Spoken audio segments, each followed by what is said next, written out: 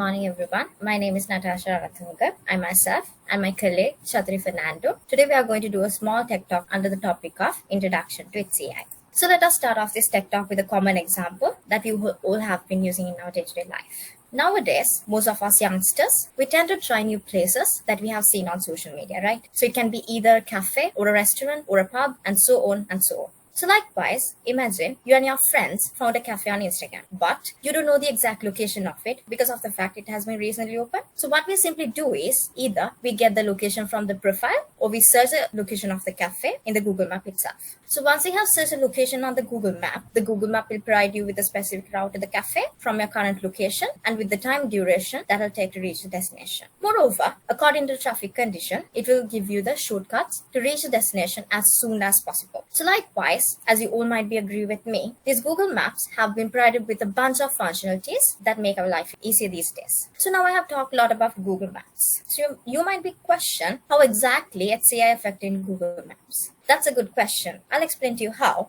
But before that, let us walk you through the step-by-step basic introduction to the HCI. We'll start with what is HCI, then we'll move to the importance of the HCI, and last but not least, we're gonna explain how does this HCI affect in our everyday life. So with that, let us move to what exactly is this HCI. So HCI is the acronym for the human-computer interaction. If you have heard this term a lot recently, then you might be thinking it's some sort of a fancy word for a complicated thing. Well, it's not. Let me clarify it to you. So this human-computer interaction is a study of how people interact with computers and to what extent computers are not developed for the successful interaction with human beings. So when I say the computers are developed for a successful interaction, I mean the user interface, nothing related to any hardware aspects. So now you know the definition to the HCI. With that knowledge, let us move to why we should learn HCI. Well, the entire point of this human-computer interaction is to design a technological product or a service which adds a value to the user's life and experience. So if I elaborate it to you with two main reasons why you should study HCI, my reason number one would be HCI is about doing things better. And my reason number two would be HCI will shape the future for better or worse. So if I take as instance for this reason number two, the perfect instance would be social media, because social media shows how the HCI can drive human behavior, and on the other hand, how does it give birth to some less desirable forms of communication. So anything the designer built might fall through due to the fact of lack of accessibility,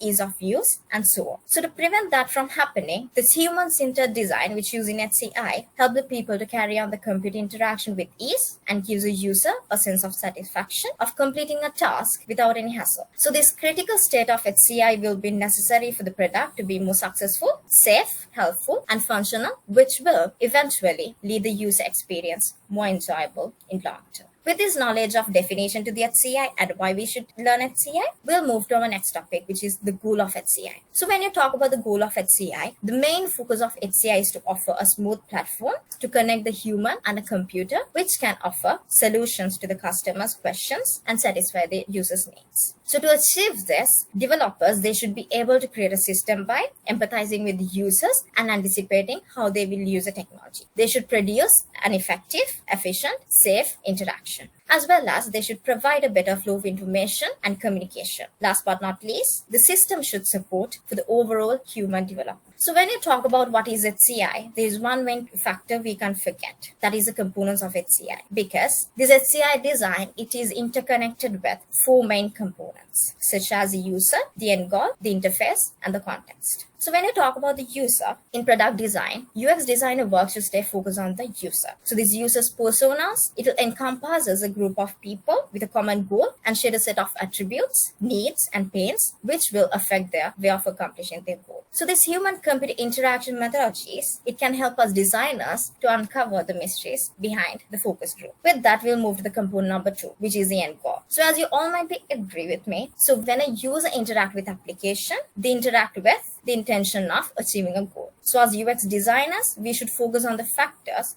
such as the complexity of the task, the time spent on achieving the goal, and whether the user reaches the end goal. So the component number two, the interface. When you say the interface, it can be either your personal computer or your laptop or your smartphone or any other device that accepts the input. Because The medium or the interface is a core component of human-computer interaction. So the designers, they should focus on the factors such as the layout of the application, navigation, input, output, colors, icons, and any other graphic when you're considering the interface. So with that, we'll move to the last component, which is the context. So when you talk about the context describes the actual conditions under which the product or a service is used. Because the users, they don't have a specific time or a place to view or interact with the interface. So as UX designers, we should consider an interface design which supports all the environments. With this knowledge of 4 components, you might be understand the relationship between the HCI design component is significant because the devices, they have unlimited users. So the UX designers, they can use this opportunity to analyze interaction and to create design which is efficient,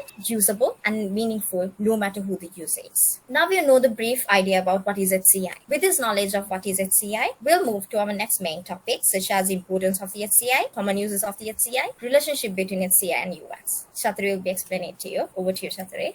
Thanks, Nathasha. Let us start with how does HCI is important. In that, we are going to cover up what are the values and impact of designing UX. Let me explain you with a simple example. Imagine you are going to buy a phone. In the meantime, your mindset also go through a questioning process, such as, is it easy? Am I going to struggle while using it? Is it good enough? And so on. Therefore, anything and everything you think of before buying are the values of HCI. This is where the value-sensitive design concept steps in. So, to be a better product, your design needs to be easily usable along with being spontaneous. For better understanding, let me take another example, Google, which all you are familiar with it has a neat design that's intuitive enough to guess your searches better than your curiosity is sorted and easy to use. Likewise, at the end of the day, these products are created to simplify the everyday lives of people. When you talk about the impact of design in UX, modern user experience design has evolved through the research conducted on HCI design techniques. Here are 4 design principles that have been influenced by HCI design. Goal-driven design, improved usability, positive emotional response, put human first. If I talk about goal-driven design, it holds problem solving as the most important factor in product design and focuses on making the interactions between the user and the system as smooth as possible when achieving the end goal. So, positive emotional response of HCI design can help UX designers create positive emotions through colors, consistent elements, UX animations, and interactions. Our next topic is common uses for HCI.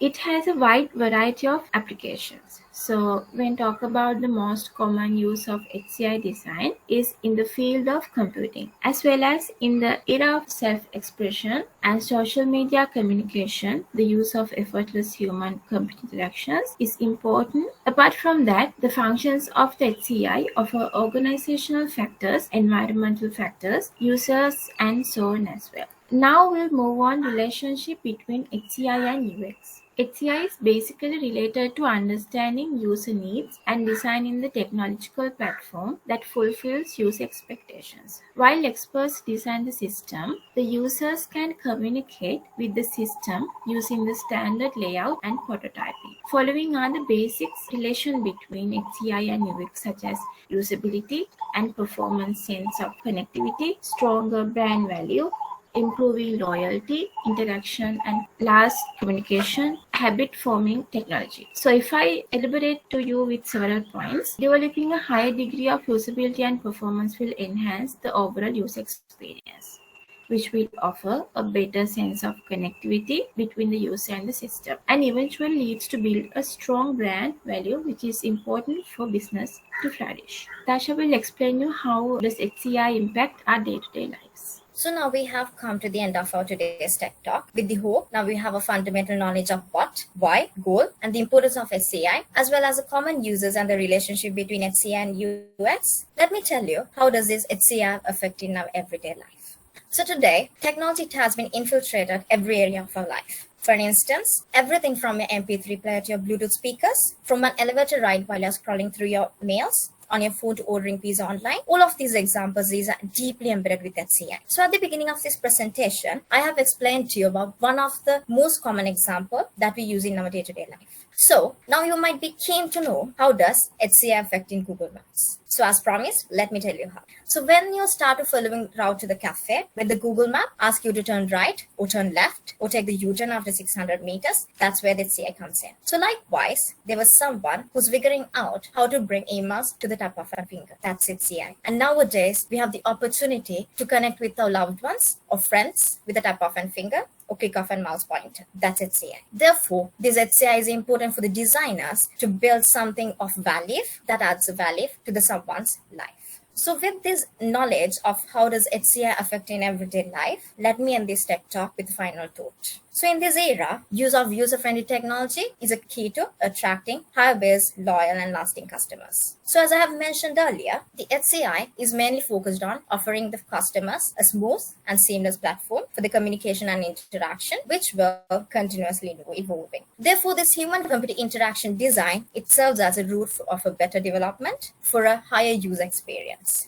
So now we all know what is HCI, why does we should study HCI, the importance of the HCI, common uses of HCI, and how does HCI affect in our everyday life. So with this final thought, let me end this tech talk, hoping now we would have a brief idea about HCI. Thank you. Hope you have enjoyed it. If you have any question about HCI, please send us an email. Thank you for your time.